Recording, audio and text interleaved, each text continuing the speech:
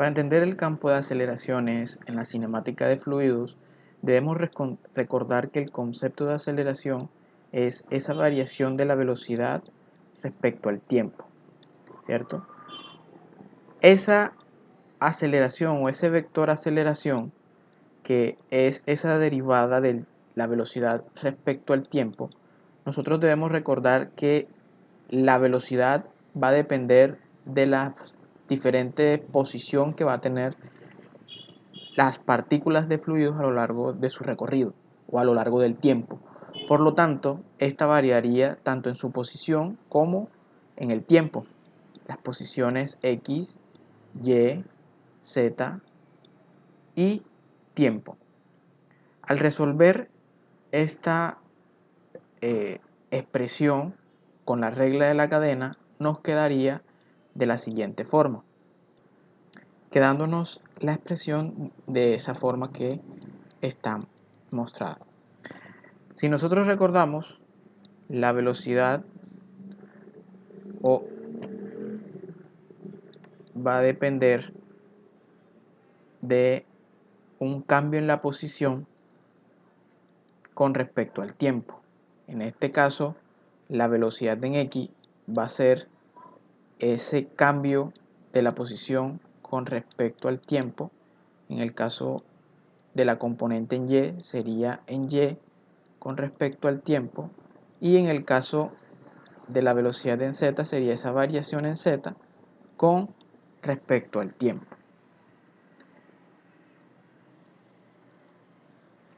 Pero cada uno de estos términos Bx, By y Bz, nosotros podemos renombrarlos con las expresiones U, V y W.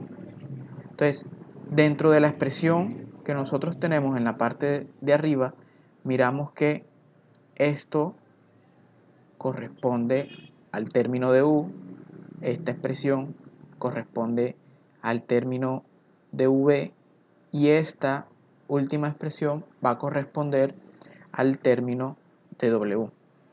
Reescribiendo la ecuación, me quedaría que la velocidad quedaría de la siguiente forma.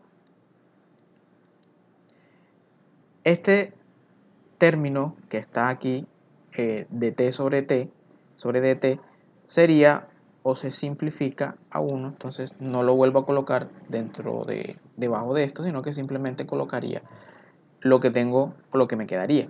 Recordando que cada uno de estos términos equivale a una de estas letras antes mencionadas, pues me quedaría U, que multiplica la siguiente expresión, a V, que multiplica la siguiente expresión, y a W, que sería esta última expresión que está acá, ¿cierto? Por lo tanto, esta expresión que nosotros tenemos acá, expresándola de forma vectorial, podríamos tener la siguiente expresión.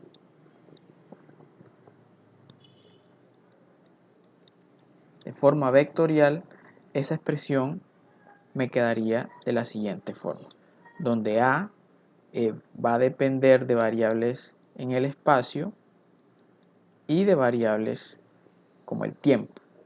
Entonces sería esa derivada de la velocidad, del vector velocidad con respecto al tiempo, sería igual a la siguiente expresión de la variación de la velocidad respecto al tiempo más este operador nabla multiplicado por el producto punto de la velocidad por el producto punto de la velocidad.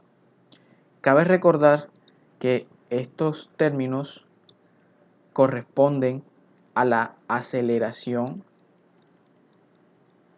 local y este término va a corresponder a la aceleración convectiva.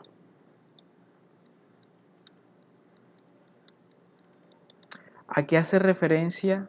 O bueno, y esta última, o más bien esta expresión, va a corresponder a la derivada total o material, ¿cierto? Esta aceleración local va a representar a la variación de la velocidad en diferentes puntos al transcurrir el tiempo. O sea, va a analizar la partícula con respecto a la variación en el tiempo. Y este término de aceleración convectiva va a corresponder a la parte espacial, que es donde se va a estar moviendo nuestra partícula o nuestro grupo de partículas. Ese operador Nabla que nosotros tenemos, que es esta expresión, nuestro operador Nabla, no es más que, o más bien ese operador Nabla se utiliza como un vector simbólico que se aplica tanto a cantidades vectoriales como a cantidades escalares. Y ese operador Nabla nosotros podemos expresarlo o va a tener la siguiente expresión. Ese operador Nabla va a estar compuesto por esta expresión que voy a escribir.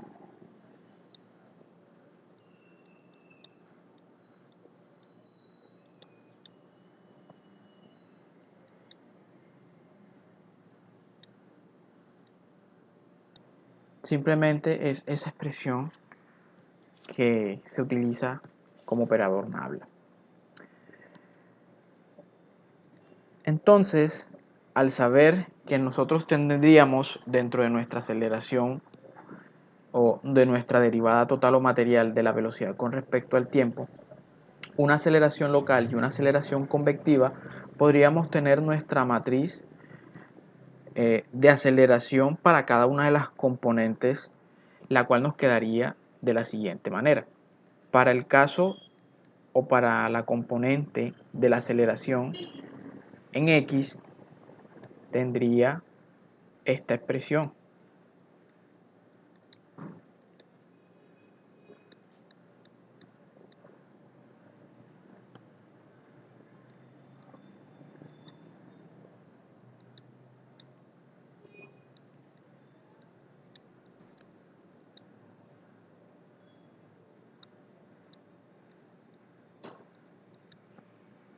Para el caso de la aceleración Y,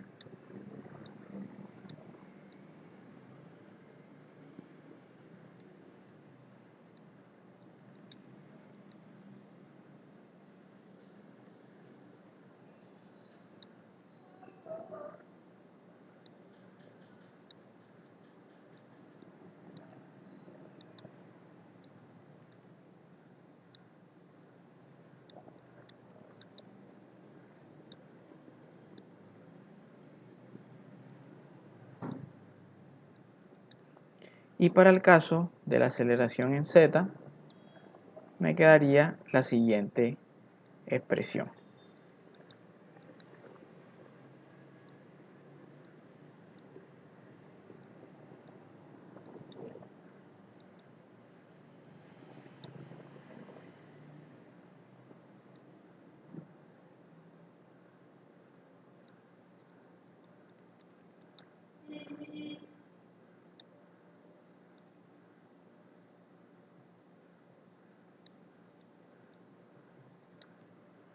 Entonces, ese sería nuestro grupo de matrices para determinar las componentes de en la parte X, Y y Z.